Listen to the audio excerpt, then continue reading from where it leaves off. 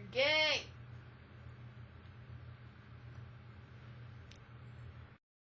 Hello everyone, this is my week 2 check-in. Hooray! I just got my 3rd shot, and so did my roommate Allie. Allie got her 1st shot. But yeah, so, let's see.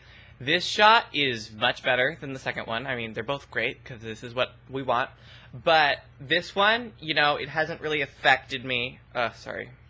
This is happening, and I can't get it to stop. It's growing, but it's annoying.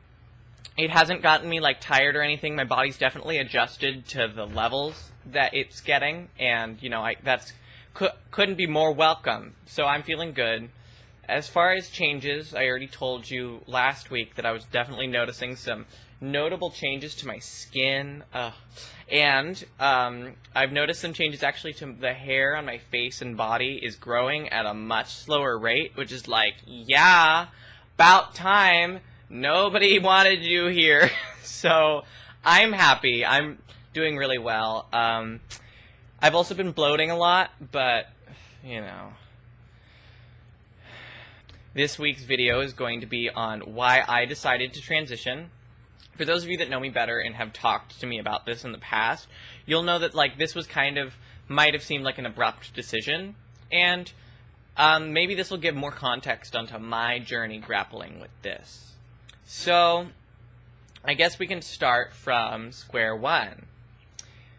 When I was really little, I was only like 3 years old, my parents took me to see a gender therapist because I had been expressing myself very, you know, not like a little boy would. I would play only with, like, Barbies. I had this little Pegasus doll. I loved it.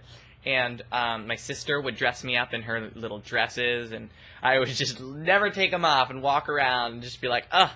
And I would take this t-shirt, and I would wear it over my head and, like, have it dangle as if it were my long hair. And I'm not talking for, like, 2-3 minutes. Like, oh, he's having fun. Like, I would do it all day. And I would, like, go places doing it. And my mom was like, okay. But they eventually took me to see a gender therapist to see what was going on. And the therapist, ironically, told them, it's like, oh, it's just a phase. As long as you take away his Barbies, he'll be cured, you know. So, good job, therapist. It worked. I'm cured. But, so yeah. When I got older, I started to become more and more, like, distressed with my appearance. I was always very concerned with how I looked, and I never liked what I saw in the mirror. In 4th grade, my dad used to cut my hair, and he gave me the worst haircut of my life just on the day of my 4th grade school photo. And so I was just livid and so upset because I was always very particular about my hair, as you could see by the little t-shirt boy that, yeah. So then I was like, screw it, I'm just gonna grow out my hair, and I started to be so anal retentive about my hair that my mom would just be like, we are paying $20 to get your hair cut, at least get half an inch off, and I would, like, whisper into the hairstylist's ear. I would just be like, if you cut off more than a 1/16 of an inch, I will.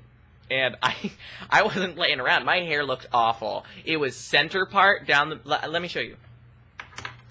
It was about down to here, right? And it was just this uncared for... Like, I washed my hair all the time, don't get me wrong, and I brushed it like crazy.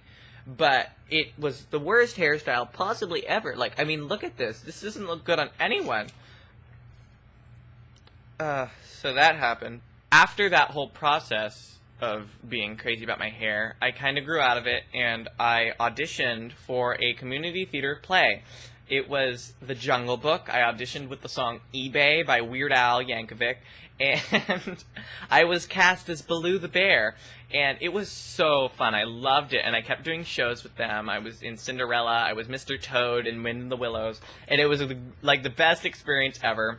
But when I went into middle school, my mom got really sick, and she couldn't drive me to my rehearsals anymore because she was also going back to school, and it was just a huge mess, so I was like, oh my god, I have to give this up. But I tried to do theater at my middle school drama program, and it was hell. Like, I didn't have a great time in middle school. I got picked on, like, pretty bad. Like, everyone gets bullied in middle school, but it was really deflating for me. And it was just kind of a period of my life where I just kind of holed up and I didn't make friends, really. I mean, I made some, but... And I played World of Warcraft every day, and that was about it. And I didn't really outgrow that kind of dark spot in my life until I was a sophomore, and I came out.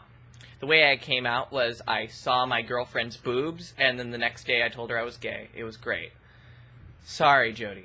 But, anyway, after that, I really actually started to find myself. I remember I started to buy clothes, and it was the nicest thing I'd ever done, and I remember I was at an H&M, and I was wearing this really, really tight shirt and this nice long cardigan. I just looked in the mirror, and I loved what I saw, and I couldn't remember the last time I had liked what I seen in the mirror, and it was such like an experience for me that I just didn't stop. You know, like, I may have gone overboard. I found myself in clothes and femininity, and I just absolutely loved it.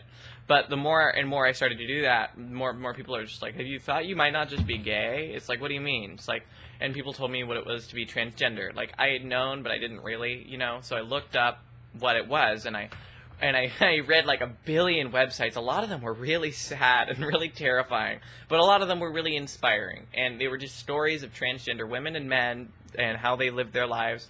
And I had decided that I was going to do that. That was me, because I related to everything that they were talking about. You know, I didn't want to be a boy. I really didn't. But...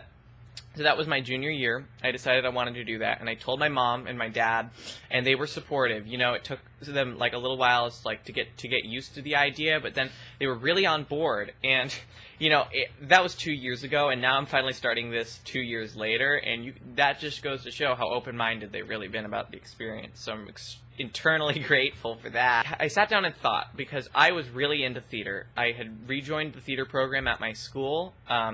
And I just loved it. I was part of every production. I loved to perform and to sing. And I realized that, like, if I want to become a woman, I won't be able to be Elphaba on Broadway. I can't sing that. I can't do that. And I decided that it was a clear choice. I could either, what'd the light just do? I could either do what I wanted with my life, which was theater, or I could become a woman. And I decided that theater was more important, so I chose that. And then, you know, I thought it was the right decision, but I kept feeling more and more uncomfortable being a boy, like, really. And I noticed that I was starting to feel uncomfortable just playing a boy on stage. And I was like, I can't do this. So it's like months later, the beginning of my senior year, I was like, okay, I made up my mind. I made the wrong decision before, and now I'm going to transition. I saw a therapist for like 3 months all the time. I was so on board, and I was at an appointment. I had all my labs done, and they were just like, okay, as long as you say yes right now, we'll give you your hormones. And I panicked because I had just met a boy. When you really, really fall for someone, your biggest priority is to try to become what you always think that they want, because you want them to want you as much as you want them. And he and I were just figuring things out, and I realized, just like, you know, he needs to be with a man. Like, I know he would support me if I made this decision, and he and I are friends now, and he's very supportive, but I knew that if I went through with this, it would definitely complicate the relationship. So I panicked, and I told the doctor that I wasn't ready, even though I was more than ready. And so I went on spironolactone, which is a testosterone blocker, and that was supposed to be my deciding period. 9 months later, when that relationship had fallen apart, I was left not really knowing what to do. I was about to leave for college. I was like, oh my god, like, am I going to do this? And it had gotten to that point where I'd put it off for so long that I assumed that I didn't need to do it anymore. But I moved into my dorm at college, and just so happens that my roommate Allie and I hit it off right away. And we had way more in common than I was anticipating for. She and I were in basically identical places with our gender. We both didn't feel comfortable in the gender we were assigned at birth. We experimented with kind of both ranges. You know, we're kind of polar opposites in the sense that I brought like 14 suitcases full of clothes and nothing practical at all, and Allie came prepared with like a sewing machine and everything, but like only like basketball shorts and a t-shirt. Like, so it's nice to have that person that's so different but so similar. But we talked and we talked. That's all we talked about was our gender identity, kind of. And the more and more we talked about it, she was telling me how she was involved in outreach with trans people. We decided that this was something that we both wanted to do really badly, and we made the decision to transition at the same time. So here we are now. Allie just got her first shot today. How you doing, Allie? Yeah, and I just got my third shot today, so everything's doing well, or going well, or whatever. I am so tired. That's about it for this video. If you have any questions, please feel free to answer or ask me any questions you want. You know, I love hearing.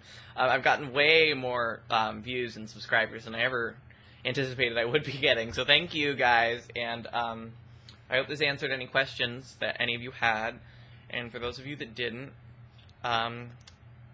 screw you. So, no, I'm kidding, but, yeah, take care.